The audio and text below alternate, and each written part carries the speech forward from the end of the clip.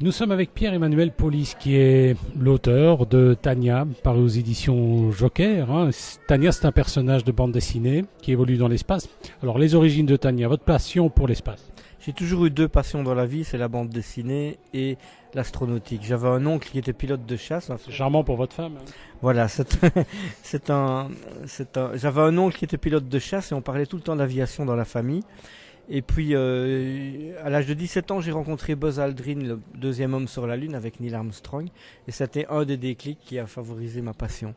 Et puis, j'ai créé un premier album de Tania, puisque j'ai fait des études de bande dessinée à Saint-Luc, à Liège, et qui n'a rien à voir avec l'espace. Mais tout le monde me disait, mais pourquoi t'en fais pas une astronaute, toi qui es passionné par l'espace?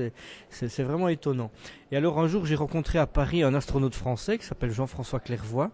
Et je lui ai soumis mon idée et il a été d'accord de me donner un coup de main, de me servir de collaborateur technique. Et depuis lors, on s'est vraiment liés d'amitié et puis nous évoluons ensemble et il me fournit des conseils, des infos, il répond à mes questions, il me fournit de la documentation. Et c'est ainsi que Tania a pris une direction astronautique. Alors, cela dit, elle évolue à quelle période? Elle est contemporaine ou elle est futuriste? Non, elle est contemporaine. Elle utilise le matériel existant, mais à travers des aventures tout à fait inventées qu'on pourrait assimiler à de la science-fiction.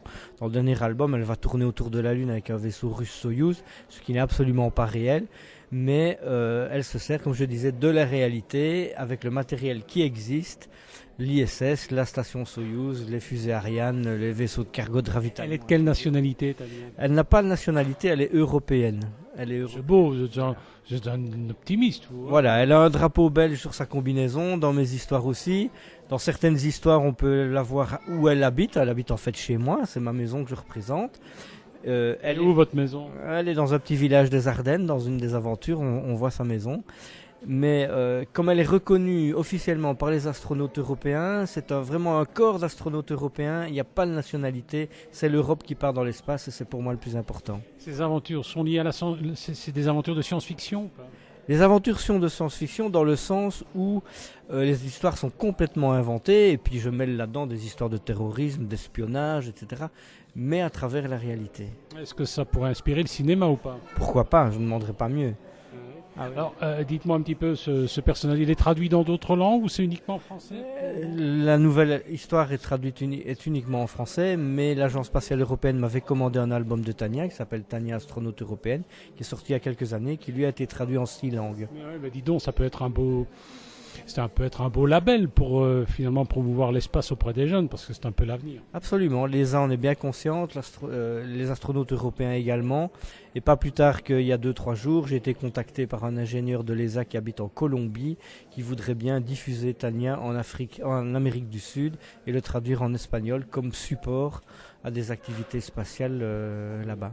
Alors la prochaine aventure de Tania, ou en tout cas celle qu'on peut trouver maintenant, la dernière, le pitch. Voilà, ça s'appelle Les Oubliés de la Lune. C'est sorti aux éditions Joker dans une intégrale comportant donc 3 histoires. Et la toute nouvelle sur laquelle je travaille mettra en lumière les exploits de la future galaxie Galileo, les fameux GPS européens.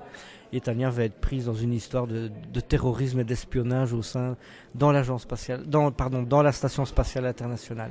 Et c'est vrai que vous avez été un petit peu inspiré aussi par le cinéma. Des films vous ont inspiré peut-être? Je suis fan de certains films spatiaux comme Apollo 13, etc. Ou Contact avec Jodie Foster. Contact avec Jodie Foster. J'ai d'ailleurs une petite anecdote parce que j'ai réussi un jour à interrompre le tournage de ce film à Cap Kennedy. Je me trouvais à Kennedy, je suis passé en plein milieu du tournage, du champ de tournage de ce film. Comment ça s'est passé ça?